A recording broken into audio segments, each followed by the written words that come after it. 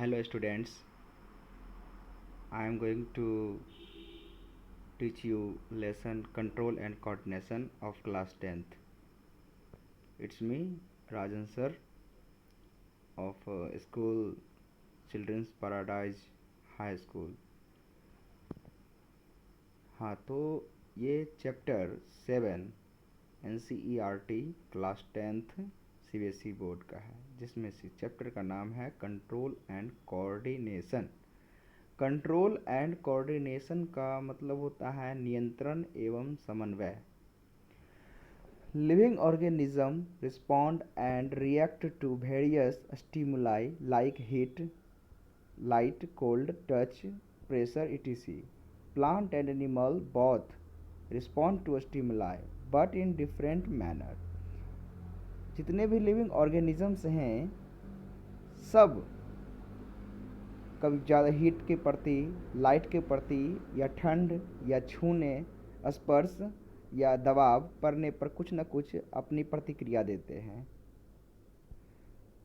Plant and animals both respond to stimuli, वो पौधा हो या जानवर हो, सब के सब स्टिमुलाई के प्रति जरूर रिस्पॉन्ड करते हैं, लेकिन सबका मैनर अलग अलग होता है।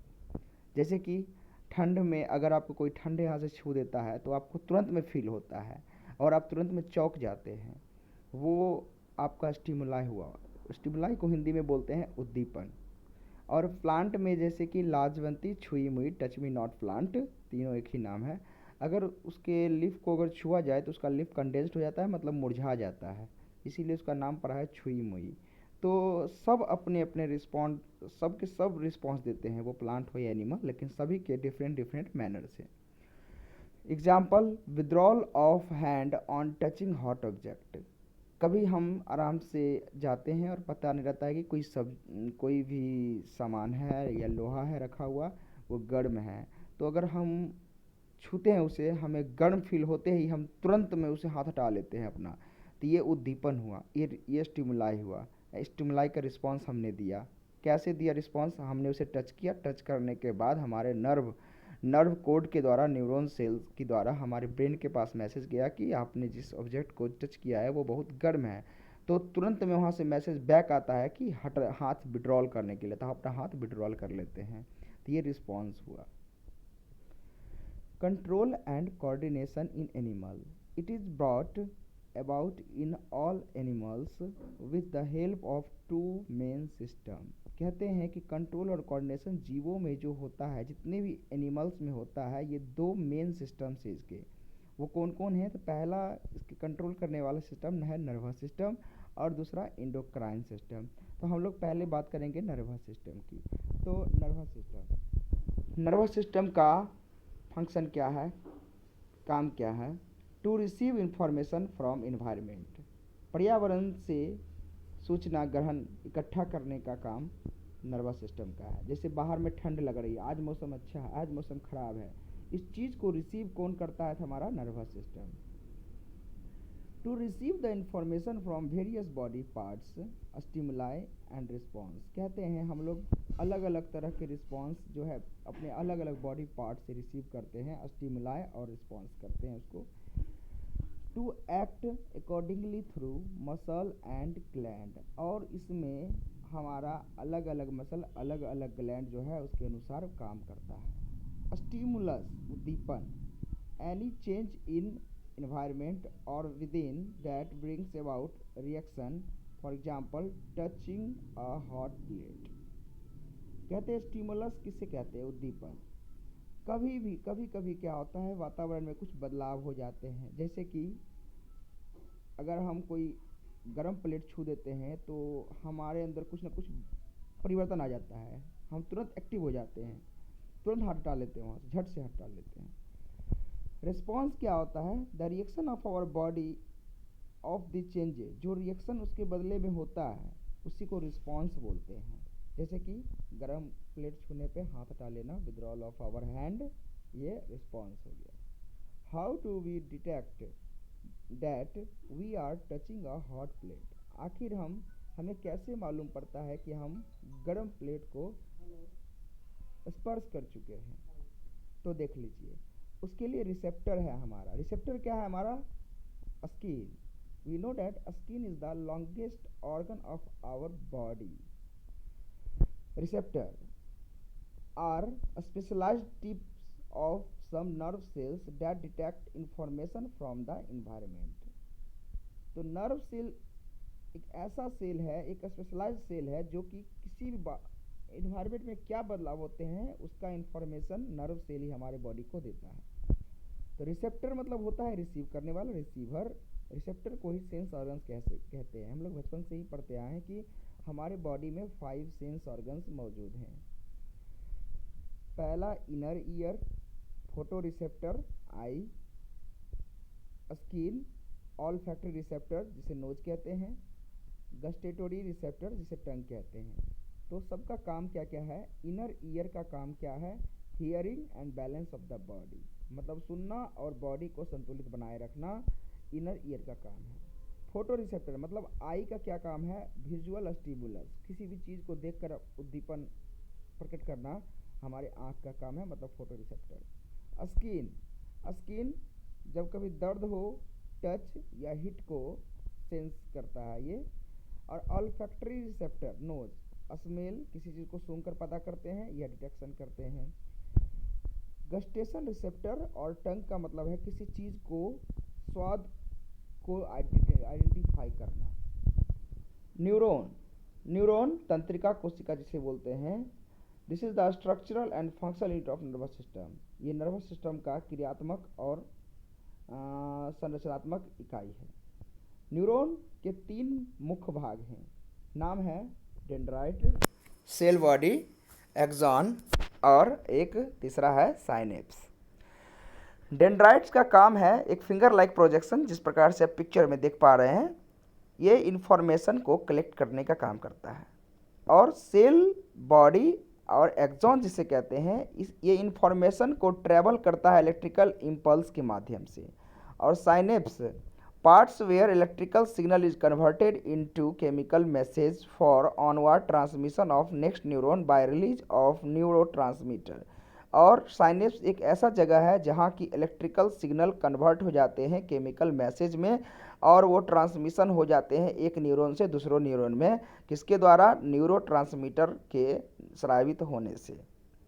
और पिक्चर में आप देख पा रहे हैं, डेंड्राइट्स देख सकते हैं आप, और न्यूक्लियस बीच में होता है, सेल बॉडी उसके अंदर के कहते हैं, और एक्सोन है, एक्सोन बहुत सारे होते हैं, और लास्ट में नर्व एंडिंग, नर्व एंडिंग से नर्व एंडिंग मिलता है तो ट्रांसफॉर्मेशन होता है किसी भी इंफॉर्मेशन का।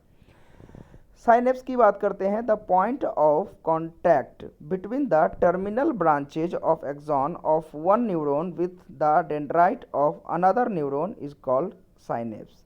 कहते हैं वैसा पॉइंट जहाँ पे टर्मिनल ब्रांच ऑफ एक्सॉन वो एक न्यूरॉन से एक न्यूरॉन के सहायता से, डेंड्राइट्स की सहायता से दूसरे न्यूरॉन से मिलते हैं, उसे बोलते हैं हम लोग साइनेप्स। रिफ्लेक्स एक्शन की बात करते हैं हम लोग। रिफ्लेक्स एक्शन क्या होता है? A quick, sudden, immediate response of the body to the certain stimuli that involve spinal cord, for example, not brain, withdrawal of hand, knee jerk, etc. जैसा कि रिफ्लेक्स एक्शन किसे कहते हैं? अचानक से तुरंत में कोई भी बॉडी हमारा रिस्पॉन्स लेता है स्टिमुलाई के प्रति, किसी भी स्टिमुलाई के प्रति जिसमें हमारा स्पाइनल कोड इन्वॉल्व होता है, ना कि ब्रेन। जैसे कि तुरंत में कहीं से हाथ उठा लेना, और कहीं चल रहे हैं तो हमें जो है कहीं ठेस लग जाता है, जिसे बोलते हैं नी जर्क, उसे हम लोग रिफ्लेक्स एक्शन बोलते हैं। Reflex arc, the pathway through which impulses pass called reflex arc. वैसा पाथवे जिससे कि इम्पल्स पास होता है उसे हम लोग रिफ्लेक्स आर्क बोलते हैं। देख सकते हैं आप स्टिमुलस किस प्रकार से होता है। स्टिमुलस रिसेप्टर ऑर्गन स्किन, जैसे कि कोई हम हॉट प्लेट छू रहे हैं, जैसे कि स्किन से छुए तो वो रिसेप्टर ऑर्गन हो गया। फिर सेंसरी नर्व के द्वारा स्पाइनल कॉर्ड के पास वो मैसेज जाता है। फिर स्पाइनल कॉर्ड के बाद मोटर नर्व में उसका तय होता है कि भाई छूने वाला एनवायरनमेंट में आखिर क्या स्टिमुलाई दिया जाए। तो इफेक्टर ऑर्गन मसल है हमारा, मसल के पास ये मैसेज जाता है न्यूरॉन के द्वारा कि भाई आपने कुछ गर्म चीज़ छू रखी है, तुरंत में हम वहाँ से विड्रॉल कर लेते हैं, अपने हाथ को विड्रॉल ऑफ हैंड कर लेते हैं, तो वो एक रिस्पॉन्स हो गया। और जिस अंग से हम रिस्पॉन्स देते हैं उसी अंग को इफेक्टर ऑर्गन कहते हैं, और जिस अंग से मैसेज रिसीव करते हैं उसे हम लोग रिसेप्टर ऑर्गन कहते हैं, जैसा कि आप लोग फिगर नंबर 7.2 रिफ्लेक्स आर्क में देख सकते हैं। रिस्पॉन्स, रिस्पॉन्स मतलब होता है ये उत्तर देना। Responses are of 3 main type. Responses के भी 3 टाइप्स होते हैं, एक वॉलंटरी, इनवॉलंटरी और रिफ्लेक्स एक्शन। वॉलंटरी क्या होता है? Controlled by 4 brain. Voluntary action हमारे 4 ब्रेन से कंट्रोल होता है, जैसे हम लोग बात करते हैं, लिखते हैं, तो वो हमारा वॉलंटरी एक्शन है। इनवॉलंटरी एक्शन रिस्पॉन्स क्या होता है? वैसा नियंत्रण जो हम लोग मिड ब्रेन और हिंड ब्रेन के माध्यम से करते हैं, जैसे heart beat, vomiting, regulation of heart beat, ये सब इनवॉलंटरी रिस्पॉन्स है। Reflex action controlled by spinal cord. Reflex action spinal cord के द्वारा ये कंट्रोल नियंत्रित होता है, जैसा मैंने पीछे देख चुका है, जैसे withdrawal of hand on touching hot object. Human nervous system. Human nervous system also derived into 3 types. CNS means central nervous system. PNS means peripheral nervous system. ANS means autonomic nervous system. CNS को भी 2 भागों में बांटा गया। Central nervous system के अंदर 2 चीज़ होते हैं, एक ब्रेन और एक स्पाइनल कॉर्ड। और ब्रेन में 3 भाग होते हैं, एक फोर ब्रेन, मिड ब्रेन और एक हिंड ब्रेन। और PNS क्रेनियल नर्व और स्पाइनल नर्व से मिलकर बना होता है। Cranial nerve arise from the brain, brain से ही निकलता है क्रेनियल नर्व, और स्पाइनल नर्व स्पाइनल कॉर्ड से निकलता है। और ऑटोनोमिक नर्वस सिस्टम ANS, जिसमें सिंपैथेटिक नर्वस सिस्टम और एक होता है parasympathetic nervous system. Human brain की बात करते हैं तो human brain has 3 major parts और रीजन्स। ह्यूमन ब्रेन, मानव मस्तिष्क में 3 मुख्य हिस्से होते हैं, मुख्य भाग होते हैं। पहला फोर ब्रेन, अग्र मस्तिष्क, मिड ब्रेन, मध्य मस्तिष्क, और हिंड ब्रेन, पश्च मस्तिष्क। फोर ब्रेन ये काफ़ी कॉम्प्लेक्स और काफ़ी स्पेशलाइज्ड पार्ट है हमारे ब्रेन का, जिसे हम लोग सेरिब्रम कहते हैं। सेरिब्रम का फंक्शन क्या है? ये ऐसा हिस्सा है जहाँ से हम लोग सोचते हैं हम लोग सेरिब्रम के माध्यम से ही। और वॉलंटरी एक्शन का कंट्रोल एंड कोऑर्डिनेशन इसी से होता है। और स्टोर इन्फॉर्मेशन, मतलब कि एक तरह से कह सकते हैं कि सेरिब्रम हमारे बॉडी का मेमोरी है। मेमोरी मतलब कि कोई भी यादें होती हैं इसी में कैद रहती हैं। और सेंटर एसोसिएशन ऑफ हंगर, हम लोग को भूख जो लगता है, भूख प्यास जो लगता है, उसका सेंटर यही है सेरिब्रम, जो कि फोर ब्रेन में स्थित है। Receive sensory impulse from various body parts and integrates it. Mid brain का काम क्या है? मध्य मस्तिष्क में हाइपोथैलेमस, जिसका काम है केमिकल कोऑर्डिनेशन का। हमारे बॉडी में जो भी रासायनिक अभिक्रियाएं होती है उससे कंट्रोल हाइपोथैलेमस करता है। हाइपोथैलेमस कहाँ होता है? तो वो मिड ब्रेन में होता है। और पिट्यूटरी ग्लैंड, जिसे पीयूष ग्रंथि कहते हैं, जिसे मास्टर ग्लैंड भी कहते हैं, ये हमारे बॉडी के अंदर अलग अलग ग्रंथियों के माध्यम से अलग अलग तरह के हार्मोन का सिक्रेशन करता है, जो कि मिड ब्रेन में ये स्थित होता है। हिंड ब्रेन की बात करते हैं तो हिंड ब्रेन में भी 3 भाग होते हैं, सेरिबेलम, मेडुला और पॉन्स। सेरिबेलम का काम है कंट्रोल पॉस्चर एंड बैलेंस, हमारे बॉडी का पॉस्चर और बैलेंस कंट्रोल करता है। मेडुला और एक और उसका काम है कि जितने भी वॉलंटरी एक्शन हैं उसको प्रिसीजन को कंट्रोल करता है। कौन? तो वो है सेरिबेलम, जो कि हिंड ब्रेन का हिस्सा है। मेडुला ये भी इनवॉलंटरी एक्शन को कंट्रोल करता है, जैसे ब्लड प्रेशर, सलाइवेशन, सलाइवा का लार का निकलना, और वोमिटिंग, उल्टी में।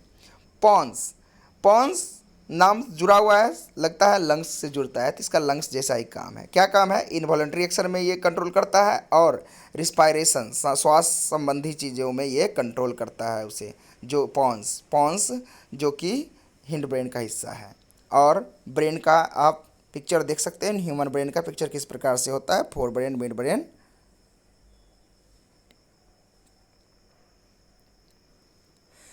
और protection of brain and spinal cord, तो हम लोग ब्रेन की बात करते हैं तो brain is protected by fluid filled balloon which acts as shock absorber enclosed in cranium. कहते हैं हमारे ब्रेन को एक फ्लूइड फिल्ड बैलून जैसा कुछ होता है जो कि हमें शॉक को एब्जॉर्ब कर लेता है, इनक्लोज्ड इन क्रेनियम, क्रेनियम में ये होता है कैद, जिसे हम लोग ब्रेन बॉक्स भी कहते हैं। तो ब्रेन को अगर पूछा जाए ब्रेन को प्रोटेक्ट कौन करता है, तो brain box. Spinal cord vertebral column के अंदर होता है, वर्टेब्रल कॉलम के अंदर होता है और वही इसका प्रोटेक्शन करता है।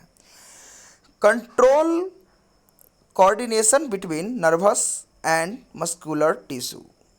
अब कोऑर्डिनेशन जो है नर्वस और मस्कुलर टिश्यू के बीच किस तरह से होता है, तो देखिए, इन्फॉर्मेशन, कोई भी information collected by nervous tissue और सेंसरी नर्व, फिर इन्फॉर्मेशन कलेक्ट करने के बाद सीएनएस में भेजता है, मतलब सेंट्रल नर्वस सिस्टम में, और सेंट्रल नर्वस सिस्टम में जाने के बाद इन्फॉर्मेशन जाता है, इन्फॉर्मेशन प्रोसेस्ड, फिर इन्फॉर्मेशन प्रोसेस्ड कहाँ होता है, सीएनएस में ही होता है कि आखिर इन्फॉर्मेशन जो आया है बाहर से वो क्या है, इन्फॉर्मेशन क्या कह रहा है, वो सब होता है सीएनएस के, इन्फॉर्मेशन प्रोसीड होता है। फिर डिसीजन मेड, वो भी सीएनएस में ही होता है, सेंट्रल नर्वस सिस्टम में ही होता है। और फिर मोटर नर्व मैसेज पहुंचता है मसल के पास मैसेज पास करता है, और फिर muscle changed in shape and arrangement of protein, और फिर मसल चेंज होकर के अरेंजमेंट करता है प्रोटीन का, और फिर हमारा मसल कॉन्ट्रैक्शन हो जाता है, और कॉन्ट्रैक्शन हो जाता है मसल छोटा पड़ जाता है, जो कि एक एक्शन हुआ। और फिर अब बात करते हैं हम लोग कोऑर्डिनेशन इन प्लांट, पौधों में समन्वय। मूवमेंट इन प्लांट्स में भी कुछ मूवमेंट होते हैं। मूवमेंट डिपेंडेंट ऑन ग्रोथ, अब कुछ प्लांट के मूवमेंट डिपेंडेंट होते हैं उसके ग्रोथ पर, और मूवमेंट इंडिपेंडेंट ऑफ ग्रोथ, अब कुछ और इमीडिएट रिस्पॉन्स टू स्टिमुलाई, कुछ ऐसे पौधे ऐसे भी होते हैं जो स्टिमुलस का तुरंत में रिस्पॉन्स करते हैं। तो movement dependent on growth, tropic movement, जैसे कि directional movement in response to stimuli, कुछ डायरेक्शनल मूवमेंट होते हैं जैसे कि फोटोट्रॉपिज्म, जियोट्रॉपिज्म, कीमोट्रॉपिज्म और हाइड्रोट्रॉपिज्म। प्लांट में एक डायरेक्शनल मूवमेंट होते हैं, रिस्पॉन्स होते हैं स्टिमुलाई के द्वारा, जैसे phototropism, photo means light, plant का मूवमेंट लाइट के प्रति हो जाता है, लाइट की तरफ हो जाता है, उसको फोटोट्रॉपिज्म कहते हैं। जैसे कि सनफ्लावर सूरज उगने के बाद सूरज की तरफ उसका झुकाव हो जाता है, जिसकी वजह से उसको हम लोग फोटोट्रॉपिज्म कह सकते हैं।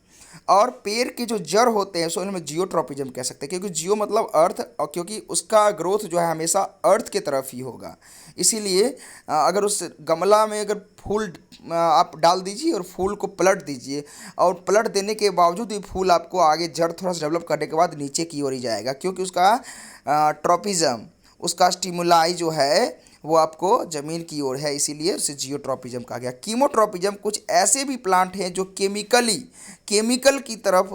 के कारण वो उसका ग्रोथ होता है, केमिकल कम हो तो कम ग्रोथ होगा, केमिकल ज़्यादा अगर हो उसमें इंजेक्ट तो ज़्यादा ग्रोथ होता है। तो movement towards chemical and growth of pollen tube towards ovule. अब हाइड्रोट्रॉपिज्म, हाइड्रो मीन्स वाटर, अब किसी प्लांट का मूवमेंट वाटर के तरफ होता है। प्लांट हार्मोन, प्लांट में भी जिस तरह से एनिमल में हार्मोन होते हैं, ह्यूमन में हार्मोन होते हैं, प्लांट में भी कुछ हार्मोन्स होते हैं। Plant hormones are chemical compound which helps to control and coordinate growth, development and responses to the environment. अब कहते हैं कि प्लांट हार्मोन केमिकल कंपाउंड है जो कि प्लांट को ग्रोथ, उसके विकास, डेवलपमेंट और एनवायरनमेंट के प्रति रिस्पॉन्स देने में मदद करता है। Plant hormone main hormones are, जिसे हम लोग फाइटो हार्मोन बोलते हैं, वो निम्नलिखित इस प्रकार से हैं। पहला auxin synthesised at shoot part, auxin कहाँ से निर्माण होता है इसका, प्लांट के जितने भी शूट टिप्स हैं, जो भी मतलब कि ज़मीन के ऊपर जो भी भाग है उसके टिप भाग पे जो है ऑक्सीन मौजूद होता है। इसका काम क्या है, प्लांट को ग्रोथ कराने में मदद कराना, बढ़ने में मदद करता है ये। Phototropism, more growth of cell towards the light, बहुत सारे ऐसे प्लांट्स होते हैं प्लांट्स के सेल्स ऐसे होते हैं जो लाइट के प्रति ज़्यादा ग्रोथ करते हैं। जिब्रेलिन्स, ये प्लांट के स्टीम के ग्रोथ में सहायता करता है। साइटोकाइनिन, ये सेल डिवीजन को प्रमोट करता है। एब्सिसिक एसिड, ये ग्रोथ को रोकता है। और पत्तियों का झरना, पत्तियों का गिरना, ये एब्सिसिक एसिड का ही एब्सिसिक एसिड के कारण ही होता है। इसीलिए हम लोग इसको स्ट्रेस एसिड भी कहते हैं। अब कोई पूछेगा प्लांट हार्मोन कौन सा ऐसा एसिड हार्मोन है जिसे हम लोग स्ट्रेस हार्मोन कहते हैं, तो इसका आंसर होगा एब्सिसिक एसिड। हार्मोन्स इन एनिमल्स, एनिमल्स में भी तरह तरह के हार्मोन का अलग अलग काम है, अलग अलग केमिकल का स्रावन करते हैं। The hormones, these are the chemical messengers secreted in a small amount by specialized tissue and ductless gland. They act on target tissue organ usually away from their source. Hormones क्या होता है? एक chemical messenger है जो कि हमारे body में कम मात्रा में मौजूद होता है और एक स्पेशलाइज्ड टिश्यू के सहारे, जिसे हम लोग डक्टलेस ग्लैंड होते हैं, ये पूरे टारगेट टिश्यू, जितने भी हमारे बॉडी के टारगेट टिश्यू हैं, स्रोत हैं, वहाँ पे जा करके ये अपना काम करता है। Endocrine system helps in control and coordination, हमारे बॉडी के अंदर जो इंडोक्राइन सिस्टम है, कंट्रोल एंड कोऑर्डिनेशन में केमिकल कंपाउंड के द्वारा ही ये काम वर्क करते हैं, जिसे हम लोग हार्मोन्स कहते हैं। जैसे हमारे बॉडी में देख सकते हैं निम्नलिखित प्रकार के हार्मोन्स होते हैं, ग्लैंड्स होते हैं, जैसे hypothalamus, pituitary, parathyroid gland, thyroid gland, adrenal gland, pancreas, ovary in male, testis in ovary in female and testis in male. ये सब हार्मोन्स से काफ़ी इंपॉर्टेंट है। वैसे तो बहुत सारे हार्मोन्स हैं, लेकिन ये जो नाम मैं आपको बताया हूँ और जो इस फिगर में है वो काफ़ी इंपॉर्टेंट हैं। तो अलग अलग हार्मोन के कहाँ से निकलते हैं, किस ग्लैंड से निकलते हैं, इनका काम क्या है, हम लोग देखेंगे। पहला नाम है thyroxine hormone. Thyroxine hormone endocrine gland के थायराइड ग्लैंड से निकलता है। इसका लोकेशन कहाँ है? ये हमारे नेक रीजन, थ्रॉट रीजन में मौजूद है। इसका काम क्या है? Regulation of metabolism of carbohydrate, fat and protein, हमारे बॉडी के अंदर जो कार्बोहाइड्रेट, फैट और प्रोटीन होते हैं उसको तोड़ने का काम करता है। ग्रोथ हार्मोन जो कि इंडोक्राइन ग्लैंड के पिट्यूटरी ग्लैंड से स्रावित होता है, पीयूष ग्रंथि से, और यह मध्य मस्तिष्क में होता है, मतलब मिड ब्रेन में होता है। इसका काम है हमारे ग्रोथ और हमारे डेवलपमेंट को रेगुलेट करना। एड्रीनलिन, ये एड्रिनल ग्लैंड इंडोक्राइन ग्लैंड से निकलता है। ये कहाँ मौजूद होता है? तो किडनी के जस्ट ऊपर मौजूद होता है। और regulation increasing of blood pressure का बढ़ना, हार्टबीट का बढ़ना, कार्बोहाइड्रेट का मेटाबॉलिज्म इमरजेंसी के दौरान ये होता है। इसीलिए इसको इमरजेंसी के दौरान ये काम होता है, इसलिए इसे इमरजेंसी ग्लैंड भी कहते हैं। किसे? Adrenaline is also called as emergency gland. अब चौथा नंबर आता है सेक्स हार्मोन। सेक्स हार्मोन दो होते हैं, टेस्टोस्टेरोन मेल में, एस्ट्रोजन फीमेल में। तो टेस्टोस्टेरोन मेल में, जिसे हम ये किस ग्लैंड से निकलता है? तो ये निकलता है टेस्टिस से। और एस्ट्रोजन कहाँ से निकलता है? तो ओवरी से। इन दोनों को मिला करके हम लोग गोनेड्स कहते हैं। और यह जेनाइटल लोअर एब्डोमेन एरिया, यह मेल या फीमेल दोनों में, ये जस्ट पेट के नीचे वाले एरिया में मौजूद होता है। और परिपक्वता अवस्था के दौरान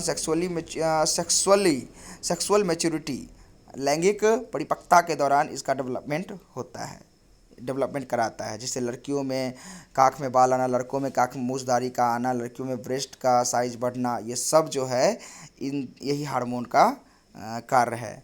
यह इसके लिए रिस्पॉन्सिबल यही होते हैं। अब एक आता है इंसुलिन। इंसुलिन पेनक्रियाज से निकलता है। पेनक्रियाज जिसे हम लोग अग्नाशय कहते हैं, यह हमारे पेट के जस्ट नीचे होता है और यह हमारे बॉडी के अंदर शुगर लेवल को घटाता है। Iodised salt necessary because, iodised salt क्यों ज़रूरी है हमारे लिए? ऐसा क्यों? क्योंकि iodine mineral is essential part of thyroxine hormone, क्योंकि आयोडीन खनिज जो है हमारे थायरोक्सिन हार्मोन के लिए बहुत ज़्यादा ज़रूरी हिस्सा है ये। So it is important that we must consume iodise salt, इसलिए हमें ये बहुत महत्वपूर्ण है, ये हमारे लिए बहुत ज़रूरी है कि हमें ज़्यादा से ज़्यादा आयोडाइज साल्ट का लेना चाहिए। और इसके बदले में क्या होता है? It is essential for thyroid gland, ये थायराइड ग्लैंड के लिए बहुत ज़्यादा ज़रूरी है, क्योंकि यह कार्बोहाइड्रेट, प्रोटीन और फैट का मेटाबॉलिज्म करता है। For best balance of growth deficiency iodised might causes, जो कि जिससे कि हमारा अच्छा ग्रोथ होता है, और इसकी कमी से, आयोडीन की कमी से एक बीमारी हो जाता है जिसका नाम है गॉइटर, घेघा रोग। डायबिटीज़ का बायोलॉजिकल नाम डायबिटीज़ मेलिटस होता है, जिसे हम लोग मधुमेह हिंदी में कहते हैं। इसके कारण क्या होता है? It is due to deficiency of insulin hormone. यह हमारे बॉडी में इंसुलिन हार्मोन की कमी हो जाने से डायबिटीज़ रोग हो जाता है, और जो कि सिक्रेशन कहाँ से होता है, पेनक्रियाज से। यह क्या रिस्पॉन्सिबल, इसका क्या भूमिका है हमारे बॉडी में, ये हमारे बॉडी में ब्लड शुगर लेवल को कंट्रोल करता है, कम करता है। ट्रीटमेंट क्या है, इसका इलाज क्या है, तो patient have to internally administer injection of insulin hormone. तो जो रोगी होते हैं उसे इसमें इंजेक्शन लेना पड़ता है इंसुलिन हार्मोन का, जिससे कि ब्लड शुगर लेवल जो है रेगुलेट करने में सहायता करता है। Feedback mechanism make sure that hormones should be secreted in precise quantities at right time which is regulate by feedback mechanism. अब शुगर लेवल हमारे बॉडी में ब्लड में कैसे राइज करता है, अगर इंसुलिन का बनना बंद हो जाए तो ब्लड शुगर लेवल जो है ये बढ़ने लगता है। अगर ब्लड शुगर लेवल राइज कब करता है, जब detection of cell pancreas synthesise insulin का सिंथेसाइज नहीं करेगा और ब्लड शुगर लेवल क्या हो जाएगा, धीरे धीरे घट जाएगा। और अगर इंसुलिन होता है तो इंसुलिन होने से ये सब नहीं होता है।